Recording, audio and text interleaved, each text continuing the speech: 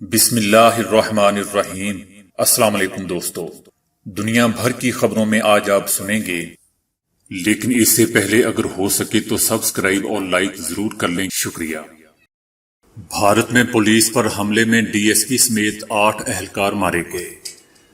مصنوعی anti bodies کو corona کے خلاف ڈھال بھی اور علاج بھی۔ کورونا کی اطلاع چائنا نے نہیں بلکہ وہاں موجود ہمارے دفتر نے دی تھی، عالمی ادارہ صحت۔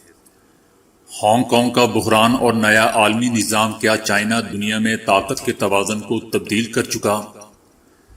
جمال خشوگی کے مقدمے کا ترکی میں ٹرائل کا آغاز۔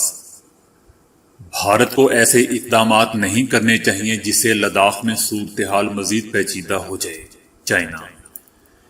عمران خان کے مائنس کی بات آئی تو پھر -3 ہوگا اور سسٹم لپیٹا جائے گا، شیخ رشید۔ بھارت میں ایک ہی دن 2 ٹک ٹاک سٹار نے اپنی جان لے لی۔ نیند کی کمی کئی دماغی بیماریوں کا سبب بن سکتی ہے، جدید تحقیق۔ ٹماٹر کو دنیا کا سب سے صحت مند پھل قرار دے دیا گیا۔ بچوں کے جھوٹ پکڑنے کے کچھ آسان طریقے۔ تو آئیے چلتے ہیں اب خبروں کی تفصیل کی طرف۔ بھارت میں گھروں کی چھتوں پر گھات لگائے افراد نے پولیس پارٹی پر اندھا دھند گولیاں چلا دیں، جس کے نتیجے میں ڈی ایس پی دویندر سمیت 8 اہلکار مارے گئے۔ ریاست اتر پردیش کے علاقے کانپور میں ایک آدمی کو گرفتار کرنے کے لیے مقامی گاؤں جانے والی پولیس پارٹی پر گھات لگا کر کچھ افراد نے حملہ کر دیا، جس کے نتیجے میں ڈپٹی سپرنٹینڈنٹ پولیس دویندر مشرا سمیت 3 سب انسپکٹر اور 4 کانسٹیبل جاں بحق ہو گئے۔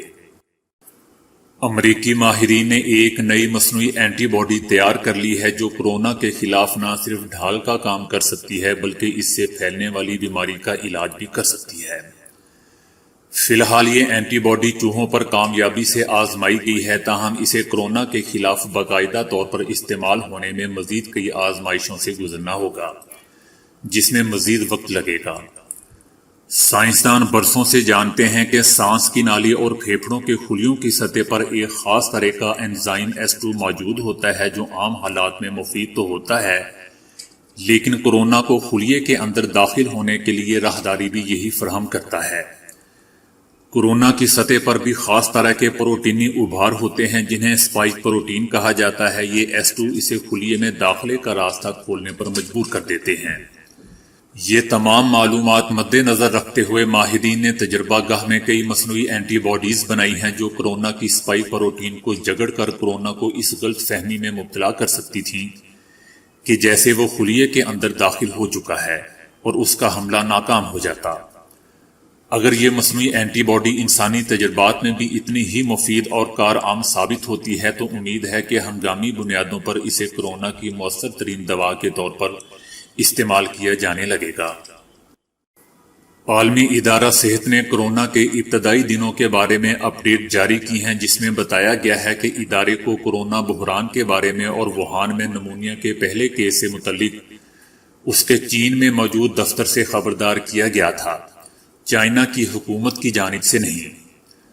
اقوام متحدہ کے صحت کے اس ادارے پر امریکی صدر ٹرمپ کی جانب سے الزام ہے کہ WHO نے وبا کو روکنے کے لیے بروقت معلومات فراہم نہیں کی۔ دوستو، 9 اپریل کو عالمی ادارہ صحت نے ایک ابتدائی ٹائم لائن جاری کی تھی جس میں بتایا گیا تھا کہ ووہان کی میونسپل ہیلتھ کمیشن سے دسمبر 31 کو نمونیا کے مریض رپورٹ ہوئے تھے، تاہم ادارے نے یہ واضح نہیں کیا تھا کہ ووہان سے نمونیا مریضوں کے بارے میں کس نے بتایا تھا۔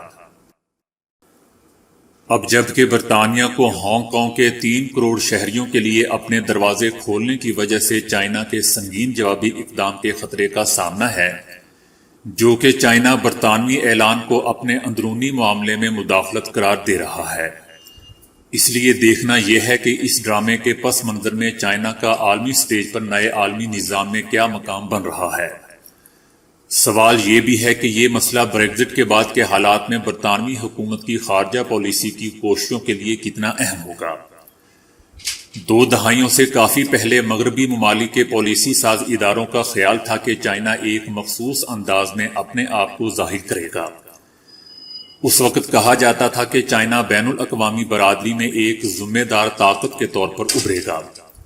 بین الاقوامی قوانین اور اقدار کی پاسداری کرے گا، کیونکہ عالمی نظام کا حصہ ہونے کی وجہ سے اسے بھی اتنا ہی فائدہ پہنچے گا جتنا دوسروں کو پہنچتا ہے۔ چائنا کا قد بڑی تیزی سے بڑھا اور ایک ہی سمت کی جانب بڑھا۔ یہ خطے کی ایک طاقت بن کر ابھرا، یہاں تک کہ امریکہ جیسی طاقت بھی اس سے الجھنے سے پہلے سوچتی ہے۔ لیکن چائنا کا عروج ایک ایسے وقت میں ہوا جب مغرب اور خاص کر امریکہ دوسرے معاملات میں الجھے ہوئے تھا۔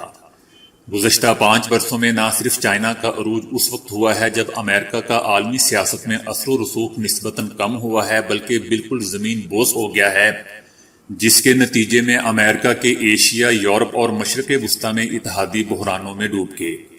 اصل بات یہ ہے کہ بلند و بانگ دعووں کو بالائے طاق رکھ کے زمینی حقائق کو سمجھا جائے۔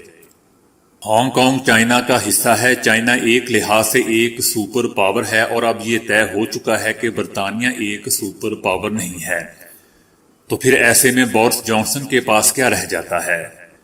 بہت سارے لوگ شاید ان کی تعریف کریں کہ انہوں نے ہانگ کانگ کے 3 کروڑ شہریوں کو برطانیہ کی پناہ دینے کی پیشکش کر کے اخلاقی لحاظ سے ایک اچھا فیصلہ کیا ہے، لیکن یہ بھی ہو سکتا ہے کہ شاید چائنا بہت سارے لوگوں کو ملک چھوڑنے ہی نہ دے، یا یہ بھی کہ بہت سارے لوگ ہانگ کانگ میں ہی رہنا پسند کریں۔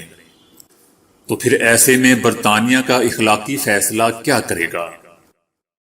صحافی جمال خشوگی کو مارنے کے الزام میں 20 سعودی شہریوں کے خلاف ترکی میں مقدمے کی کارروائی کا آغاز ہو گیا ہے۔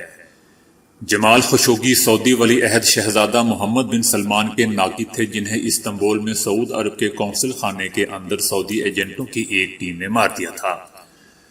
مقدمے میں شہزادے کے 2 سابق معاونین بھی نامزد ہیں۔ جمال خشوگی کی ترک منگیتر کو سماعت میں شریک ہونے کی اجازت دی گئی ہے۔ بعد ازاں عدالت کے باہر صحافیوں سے گفتگو کرتے ہوئے انہوں نے کہا کہ ہمیں ترکی کے انصاف پر اعتماد ہے۔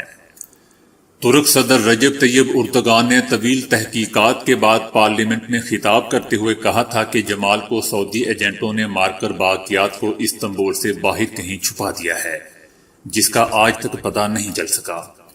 سعودی عرب نے ابتدائی طور پر صاف مکرتے ہوئے کہا تھا کہ جمال صحیح سلامت قونصل خانے سے باہر نکلے تھے، مگر بعد میں بیانات بدلتے بدلتے اعتراف تک آ گئے اور ملبہ ماتحت افسران پر ڈالتے ہوئے کہا کہ قونصل خانے میں ہاتھا پائی کے دوران وہ جاں بحق ہو گئے تھے، مگر سعودی حکومت نے آج تک یہ وضاحت نہیں کی کہ ان کی باڈی کہاں چلی گئی۔ پاکستان میں شیخ رشید احمد نے کہا ہے کہ مائنس کی بات آئی تو -3 ہوگا اور سسٹم لپیٹا جائے گا۔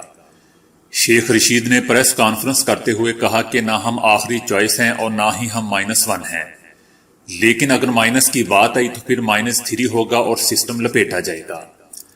عمران خان بہت محنت کر رہے ہیں اور جتنی ہمت ہے حکومت چلانے کی کوشش کر رہے ہیں۔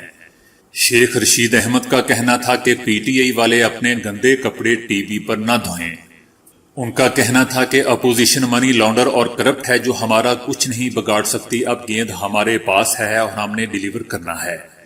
شیخ رشید احمد نے کہا کہ اپوزیشن عمران خان کا کچھ نہیں بگاڑ سکتی، حکومت کو کچھ نہیں ہوگا، اپوزیشن کی دونوں پارٹیاں کرپشن میں رنگے ہاتھوں پکڑی ہوئی ہیں، ان کی جان نہیں چھوٹ سکتی۔ وزیر ریلوے نے کہا کہ آصف علی زرداری کو عدالت میں بلا کر کیوں مارا جائے، انہوں نے ساری قوم کو لوٹ کر مار ڈالا ہے۔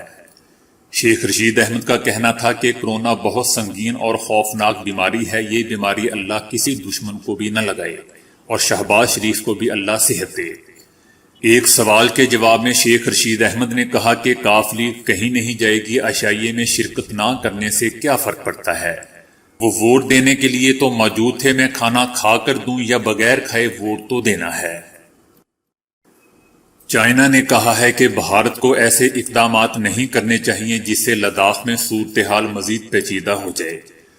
لداخ میں بھارتی وزیر اعظم نریندر مودی کے اچانک دورے پر چائنا کا کہنا تھا کہ دونوں ملک فوجی اور سفارتی ذرائع سے تناؤ کم کرنے کے لیے رابطے میں ہیں اور مذاکرات کر رہے ہیں۔ ہمارے 2 طرفہ تعلقات ٹھوس بنیادوں پر استوار ہونے کی ضرورت ہے۔ بھارت کو ہمارے ساتھ اس مقصد کے لیے کام کرنا چاہیے تاکہ 2 طرفہ تعلقات میں ہمارے مشترکہ مفادات کی عمومی تصویر سامنے آ سکے۔ بھارتی ریاست اتر پردیش کے شہر میرٹھ میں 22 سالہ طلبہ نے اپنی زندگی کا خاتمہ کر لیا۔ سندھیا چوہان کے بارے میں معلوم ہوا ہے کہ وہ ٹک ٹاک سٹار تھی اور ملک میں ٹک ٹاک پر پابندی سے کافی مایوس تھی۔ بھارت میں لاک ڈاؤن کے باعث سندھیا چوہان دہلی یونیورسٹی بند ہونے کے بعد میرٹھ کے علاقے گرین پارک میں واقع گھر پر تھی۔ پچھلے شام اس نے کمرے میں خود کو بند کر کے اپنی جان لے لی۔ سندھیا چوہان ٹک ٹاک پر کافی مشہور تھی۔ اس کی ویڈیوز وسیع سطح پر پسند کیے جاتے تھے۔ جاننے والوں کا کہنا ہے کہ بھارت میں ٹک ٹاک پر پابندی لگنے کے بعد وہ بہت مایوس تھی۔ پچھلے روز میرٹھ کے علاقے کنکر کھیڑا میں بھی ایک ٹک ٹاک سٹار 35 سالہ مونیکا تیاگی نے بھی اپنی جان لے لی تھی۔ وہ ایک بیوٹی سیلون بھی چلاتی تھی جو لاک ڈاؤن میں بند ہو گیا تھا، جس کی وجہ سے وہ بہت مایوس تھی۔ سائنسدانوں کا کہنا ہے کہ کم سونا نہ صرف دماغی بیماریوں کا سبب بنتا ہے بلکہ نیند کی کمی کے باعث دماغ کا سائز بھی چھوٹا ہو جاتا ہے۔ اس لیے بروقت اور مناسب نیند صحت مند دماغ کے لیے انتہائی ضروری ہے۔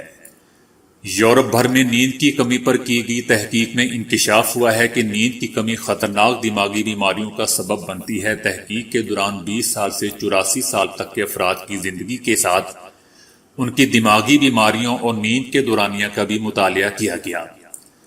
اس دوران دماغ کے 2 CT اسکین کیے گئے۔ پہلا CT اسکین لوگوں کی نیند سے متعلق عادات سے متعلق سوال نامے سے پہلے کیا گیا اور دوسرا 3.5 سال کے بعد کیا گیا۔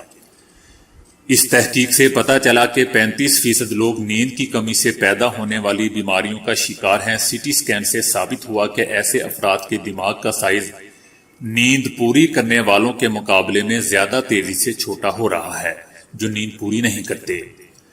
ماہرین کا کہنا تھا کہ نیند کی کمی کئی دماغی بیماریوں کا باعث ہے، جس میں الزائمر اور ڈیمینشیا جیسی بیماریاں بھی شامل ہیں جو یادداشت کی کمی اور سوچ اور فکر کرنے کی صلاحیتوں کو متاثر کرتی ہیں۔ ماہرین کا مزید کہنا تھا کہ اس سے انسانی جسم کے اندر موجود مدافعتی نظام، دل، وزن اور یادداشت کو بھی یہ متاثر کرتا ہے۔ نیند کی کمی کی وجہ سے دماغ میں پروٹین حد سے بڑھ جاتی ہے جو دماغی خلیوں پر حملہ آور ہوتی ہے۔ اس لیے نیند کی کمی کو پورا کرنا صحت مند دماغ کا بنیادی جز ہے۔ امریکی سائنسدانوں نے اپنی تحقیق میں ٹماٹر کو دنیا کا سب سے صحت مند پھل قرار دے دیا ہے۔ امریکی ماہرین کی تحقیق سے ثابت ہوا ہے کہ ٹماٹر میں پایا جانے والا آکسیڈنٹ اور لائکوپین ہڈیوں کو مضبوط رکھنے میں فائدہ مند ثابت ہوتے ہیں۔